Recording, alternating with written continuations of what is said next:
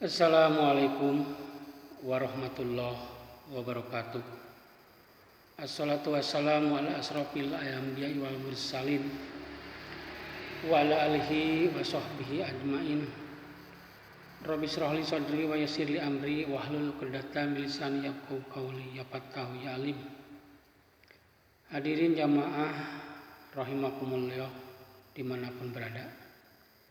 Insyaallah pada kajian hari ini akan menyampaikan tentang metode dagang sukses dan berkah. Hadirin jamaah rahimakumullah yang dimuliakan Allah. Dalam suatu hadis yang diriwayatkan Baihaqi bahwa Nabi Muhammad SAW menganjurkan umat Islam untuk berdagang karena hal itu merupakan sebaik-baik usaha. Nabi Muhammad sendiri pun merupakan sosok pedagang yang belajar dari pamannya Abu Thalib saat pergi ke negeri Syam. Muhammad mudah tumbuh di bawah pengawasan Abu Thalib dengan menjadi pribadi yang idealis. Begitulah gaya dan cara berdagangnya Rasulullah Sallallahu Alaihi Wasallam. Hadirin jamaah rahimakumullah yang dimuliakan Allah. Inilah cara Nabi Muhammad Rasulullah SAW berdagang yang patut Anda tiru agar bisnis semakin berkah dan sukses. Yang pertama yaitu jujur. Nabi Muhammad merupakan seorang pedagang yang jujur dan adil, sehingga banyak pembeli yang percaya dan membeli kembali barangnya. Nabi berdagang bukan sekedar mencari nafkah halal untuk kebutuhan hidup, tetapi juga mencari relasi untuk membangun reputasinya agar investor datang untuk mempercayakan dana kepadanya. Salah satu investornya yaitu Khadijah yang kelak menjadi istri Nabi. Hadirin jamaah rahimakumullah yang dimuliakan Allah. Ketika menjadi kepala negara Madinah, beliau menumpas habis praktik kecurangan, penipuan, riba, judi, eksploitasi pasar gelap, dan pengambilan untung yang berlebihan. Selain itu, beliau juga melakukan standarisasi timbangan sehingga menjadi indikator perdagangan dengan angka mutlak. Hadirin jamaah rahimakumullah. Sahabat sebagai umatnya pasti merasa bangga memilih contoh seperti Nabi Muhammad SAW. Meskipun diri Anda bukan seorang regulator atau pembuat kebijakan, namun jadilah pedagang online jujur sehingga konsumen senang belanja di toko Anda. Kejujuran adalah awal mula keberkahan, penipuan adalah awal mula kehancuran. Yang kedua yaitu Rasulullah selalu dengan berdagang menjual barang berkualitas. Jadi inilah kualitasnya harus bagus sehingga orang lain tidak akan mengecewakan. Hadirin jamaah rahimakumullah yang dimuliakan Allah Subhanahu wa taala. Cara Nabi Muhammad sallallahu alaihi wasallam berdagang selanjutnya yaitu selalu menjual barang berkualitas bagus. Beliau tidak pernah menjual barang cacat. Apabila ia temukan sekecil apapun, maka beliau tidak sembunyikan. Nabi Muhammad terus terang menyampaikan kelebihan dan kekurangan barang. Sebuah hadis riwayat dari Ibnu Majah.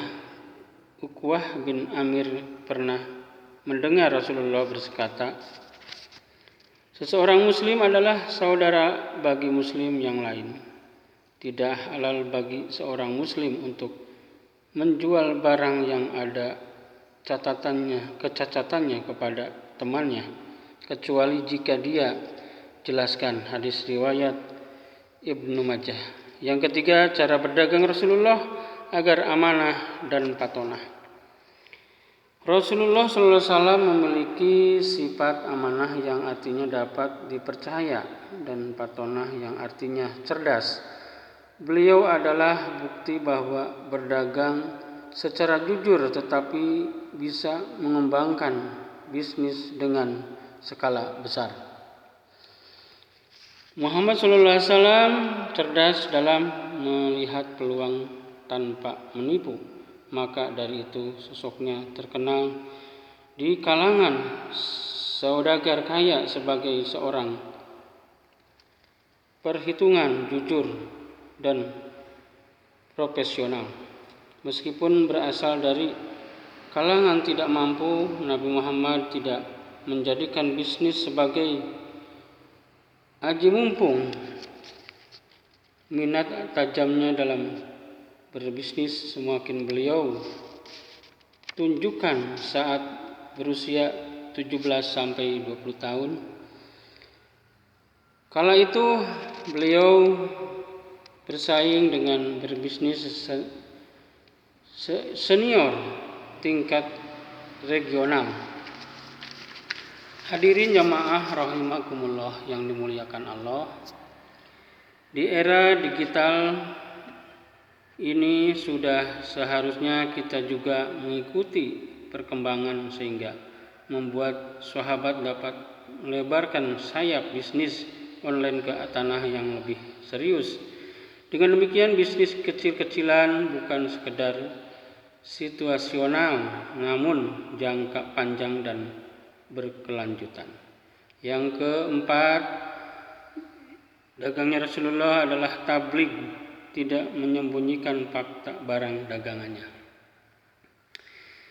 Nabi Muhammad menjadi pembisnis ulung karena memiliki kemampuan negosiasi, komunikasi, dan reputasi yang baik. Seperti arti tabligh yakni menyampaikan perintah dan larangannya, Nabi Muhammad tegas dan selalu menyampaikan keadaan berdagang tanpa menyembunyikan fakta. Sebagaimana diperintahkan oleh Allah di dalam Al-Quran yang artinya, wahai Rasulullah, sampaikanlah apa yang diturunkan Tuhanmu kepadamu. Jika tidak engkau lakukan apa yang diperintahkan, itu berarti engkau tidak menyampaikan amanahnya dan Allah memelihara engkau dari gangguan manusia. Sungguh Allah tidak memberi petunjuk kepada orang-orang yang kafir. Quran surat Al-Maidah 67. Hadirin jamaah rahimakumullah yang dimuliakan Allah. Dagangnya Rasulullah yang kelima yaitu mengeluarkan zakat. Nah, ini zakat penting ya. Jangan sampai lupa zakatnya perdagangan.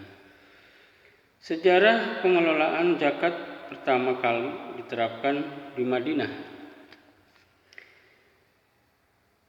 Pada tahun kedua setelah Hijriah, mulanya ayat zakat turun di Mekah dalam surah Ar-Rum ayat 39-nya.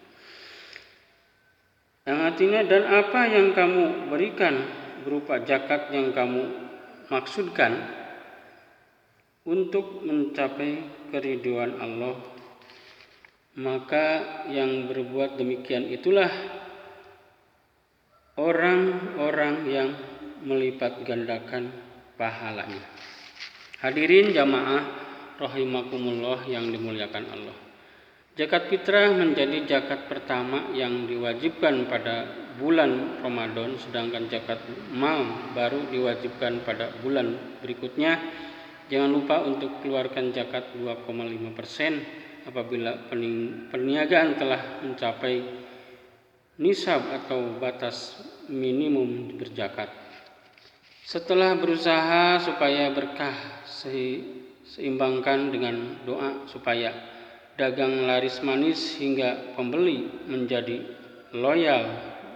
Doanya yang pertama, Allahumma inni as'aluka tarjukani rizqan halalan wasi'an thayyiban min ghairi tabin wala masyaqqatin wa ila at-tayrin wala nashabin innaka ala kulli syai'in qadir.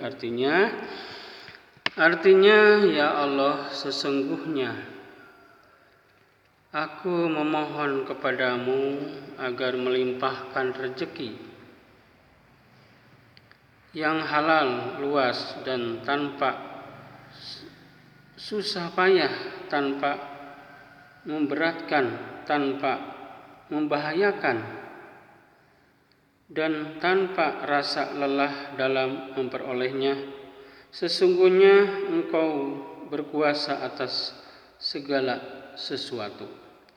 Sesungguhnya sebagian hasil dagang online atau apapun yang tersimpan hak saudaramu yang membutuhkan, tunaikanlah kewajiban zakat, fitrah atau penghasilan niaga sesegera mungkin supaya hati tenang dan perniagaan menjadi berkah. Jadi supaya berkah perdagangannya, maka keluarkan zakat supaya tenang dan menjadi barokah. Jadi barokah itu rezeki yang datang terus menerus tidak berhenti. Ya, itu aja yang kami sampaikan tentang berdagangnya tata cara Rasulullah SAW di zaman dahulu kala. Itu aja, mudah-mudahan bermanfaat dan ada kekurangan dari diri kami yang masih fakir ilmu, dan ada kelebihan ini semata-mata datangnya dari Allah. Wabillahi taufiq wal hidayah. Wassalamualaikum warahmatullahi wabarakatuh.